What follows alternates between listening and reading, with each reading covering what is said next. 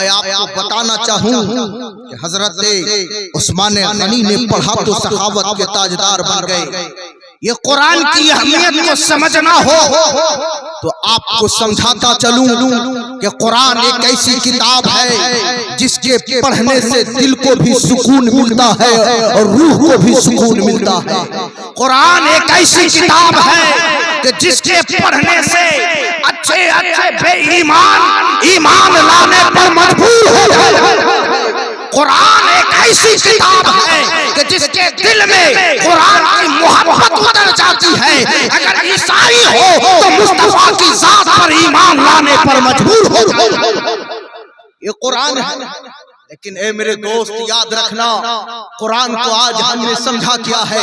कुरान को हमने समझा है कि चूमेंगे, कुरान को हमने समझा है कि अपने अलमारियों में सजाएंगे। लेकिन आओ मैं आपको बताना चाहता हूँ कुरान के हवाले से कि कुरान जो है किस अहमियत के हामिल वाली किताब का नाम है।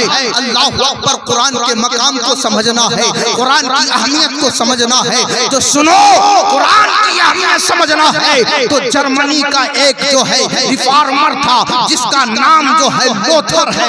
लोथर है स्पेन जाता है। स्पेन जाने के बाद जो है उसका मकसद था कि उसे साइंसदां बनना है, उसे साइंसदां बनना है। वो तहकीक पे तहकीक किया जा रहा है। लेकिन अल्लाह अकबर, एक मुसलमान से उसकी मुलाकात हो जा रही है। मुसलमान से मुलाकात हुई है। जब मुसलमान से मुलाकात हुई तो मुसलमान ने कहा, ए मेरे भाई तू क्या कर रहा है? कहा मैं किताबों का मुताला कर रहा हूँ, मैं साइंसदां बनना चाह रहा हूँ। कहा ठीक है तू साइंसदां बन जाना, तुझे जो भी इल्म हासिल करना है कर लेना।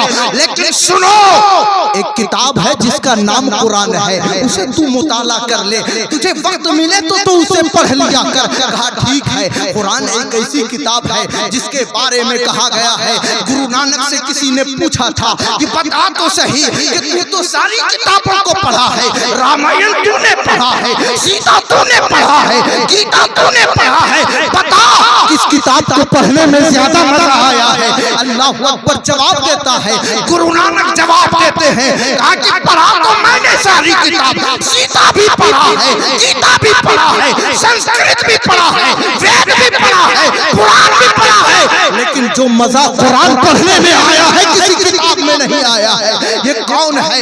ये वो है जो पंजाबियों का गुरु, जिसको गुरु नानक कहा जा रहा है। अल्लाह अकबर। वो रिफॉर्मर जिसका नाम लोथर था, कुरान की एक झलक लेता है, धीरे धीरे पढ़ रहा है, आगे बढ़ रहा है, उसके दिल के दरवाजे खुल रहे हैं, इसमें रसूल समाया जा रहा है, खुदा की मोहब्बत उसके दिल में खामजन हो रही है, धीरे धीरे पढ़ रहा है।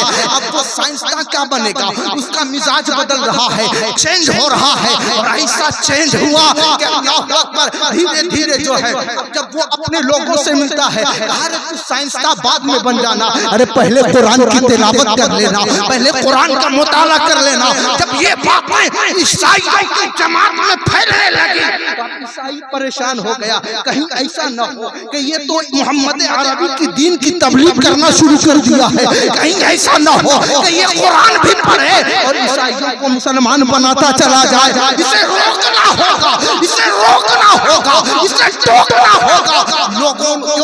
लोगों ने मशवरा किया कि कैसे रोका जाए। कहा सबसे पहले उसको बुलाया जाए। बुलाया गया, कहा सुनो लोथर, सुनो, तू जिस किताब का मुताला कर रहा है उसे छोड़ दे, तू जिस कुरान को पढ़ रहा है उसे छोड़ दे। कहा नहीं, कहा सुन लो ईसाइयों, मैं सब कुछ छोड़ सकता हूँ लेकिन कुरान पढ़ना नहीं छोड़ सकता हूँ। कहा क्या वजह है कि कुरान की इतनी अहमियत आ रही है? कहा ये वो कुरान है जिसे पढ़ने से हमें माँ बाप की मोहब्बत नजर आ रही है। ये वो कुरान है जिसे हमें बताया गया कि भाई का हक क्या है, बहन का हक क्या है। ये वो कुरान है जिसके पढ़ने से जो बेपर्दा औरतें हैं उसे हया के पर्दे में आने की दावत दी जा रही है। अल्लाह अकबर, ये पढ़े जा रहा है। लेकिन ईसाई ने सोच लिया कि नहीं, ऐसे बात मानने वाला नहीं है, इसे रोका जाए, इसी तरीके से उसे कंट्रोल किया जाए। अल्लाह अकबर। कहा कि नहीं रुकेगा, कहा नहीं, मैं रुकने वाला नहीं हूँ, मैं कुरान पढ़ूंगा। और सुनो, सिर्फ कुरान ईसाइयों के गिरजाघर में ऐलान भी करूंगा, ऐ लोगों सारी किताबों को एक तरफ रख दो, कुरान को अपने सीने से लगा लो, कुरान को अपने सीने से लगा लो।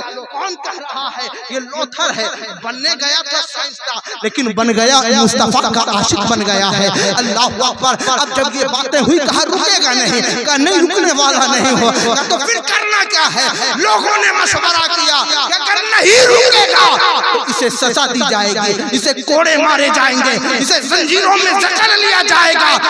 आखिर सारे दुश्मन एक तरफ हो गए, लेकिन मुस्तफा का जब गुलाम बनता है ना तो दुश्मनों की परवाह नहीं किया करता है, वो शेर बन जाया करता है और लोगों को दहाड़ के कहता है, ए लोगों तुम मुझे मारना चाहते हो मार दो, लेकिन मेरे दिल से मुस्तफा की मोहब्बत नहीं निकलने वाली है।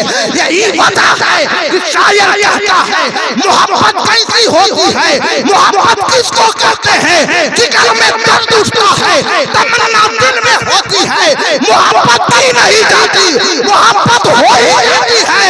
ये शोला खुद भड़कता है, भड़काया नहीं जाता, ये शोला खुद भड़कता है, भड़काया नहीं जाता। ए मेरे दोस्त याद रखना,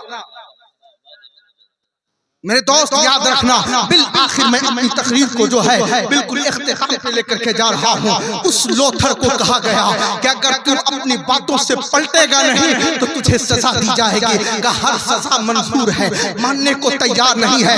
बिल आखिर ईसाइयों ने एक हरबा इस्तेमाल किया, कहा अगर नहीं मानेगा तो इसे लोहे के कंघी से इसके जिस्म के खाल को नोचा जाए, तब ये मानेगा। और उन जालिमों ने उसके जिस्म के खाल को नोचना शुरू किया और फिर वो कहता हुआ नजर आ रहा है, ओ जालिमों मेरी मोहब्बत ऐसी नहीं है कि तू मेरे जिस्म के खाल को नोच करके खत्म कर दे, इसलिए कि अब मोहब्बत जिस्म के खाल पर नहीं है, बल्कि मुस्तफा की मोहब्बत हमारे दिल पर छट चुकी है, कुरान की मोहब्बत हमारे दिल पर छट चुकी है।